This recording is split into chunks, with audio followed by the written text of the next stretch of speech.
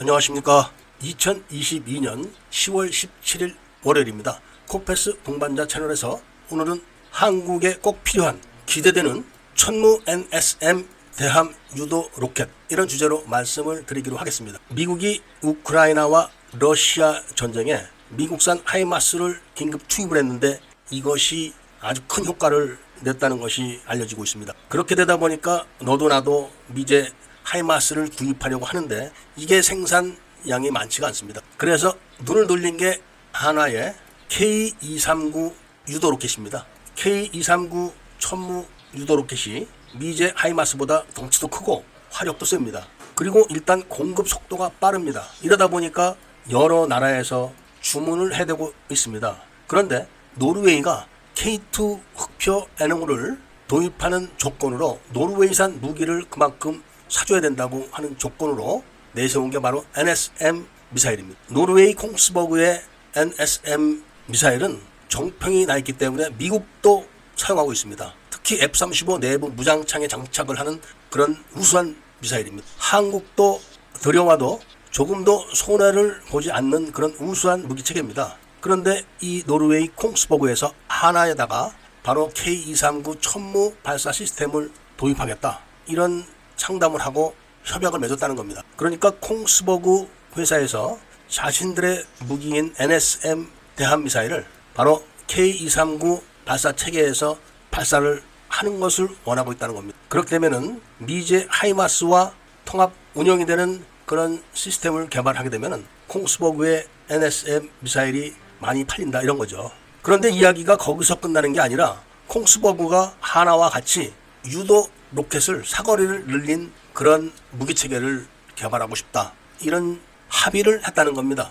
현재 하나나 우리나라 방사청은 K239 사거리가 80km 이상인데 이거를 대략 200km 정도로 늘리는 방안을 연구 개발 과제로 지금 진행하고 있습니다. 그런데 어떤 개발을 원하느냐 하면은 바로 K239 유도 로켓에다가 램젯 엔진을 장착을 해가지고 사거리를 늘린다는 겁니다. 그런데 콩스버그의 NSM 미사일이 이와 유사한 형태인데 엔진이 램젯이 아니라 터보젯 엔진입니다. 그래서 아음속으로 날아가고 있는 겁니다. 그렇지만 기동성이 엄청 좋아가지고 C스키밍 능력은 타의 추종을 불허합니다. 그래서 정확하게 함교나 기관실 이런 데를 정확하게 때릴 수 있다고 합니다. 콩스버그 입장에서도 터보젯 엔진을 램젯 엔진으로 교체만 하기만 할 수 있다면 비약적인 성능 향상이 되는 겁니다. 왜냐하면 초음속으로 날아가기 때문에 그런 겁니다. 노르웨이도 155mm 램젯 사거리 연장탄을 개발을 해놨습니다. 램젯 엔진에 대한 기술은 있습니다.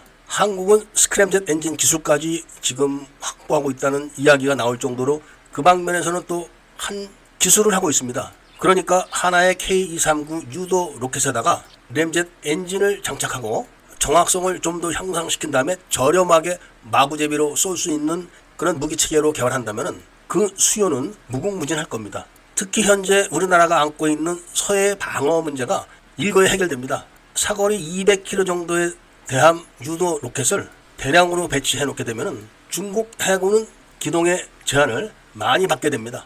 특히 하나의 K239 자체가 튼튼하고 기동성이 좋기 때문에 덕적도 같은 섬에서 미국 해병대 같은 전술을 우리나라 해병대가 구사를 하게 되면 바람 안에 있는 함대는 아예 외해로 나가지를 못하게 됩니다. 그리고 이거를 지대지로 조절을 해 놓으면 현재 우리나라가 안고 있는 미사일 부족 사태를 일거에 해결합니다. 지금 우리나라는 사거리 200km까지의 전략 타격 목표를 공군에 의지를 해야 됩니다. 그 중에 가장 큰 전략 목표가 바로 F-35 기지를 노리고 있는 400mm, 600mm 대구경 방사포대입니다. 이런 모든 어려움과 문제들이 다 일거에 해결되기 때문에 이번에 하나와 콩스버그가 협력을 해가지고 사거리 200km대의 유도 로켓을 완성시킨다면 이런 고민을 안고 있는 모든 나라들이 전부 다 도입을 할 겁니다. 그리고 해군 함대도 미사일보다는 근거리 공격에서는 바로 대함 유도 로켓을 사용하게 될 겁니다. 전술이 바뀌는 거죠. 특히 함정을 부실하게 건조하고 있는 중국 해군 같은 경우에는 한 발만 맞으면 가라앉는 겁니다. 그리고 속도가 초음속으로 된다면 크기도 그렇게 크지 않아도 될 겁니다. 이런 계획에 콩스버그도 많은 관심을 갖고 있고 우리나라도 관심이 크기 때문에 두 회사가 협력해서 개발을 한다면 개발 기간이 크게 단축될 겁니다. 그리고 유럽에 있는 밀매들도 새롭게 떠오르고 있는 한화에 대해서 호기심 어린 시선으로 바라보고 있다는 말씀을 드리면서 오늘 이야기를 마치고자 합니다.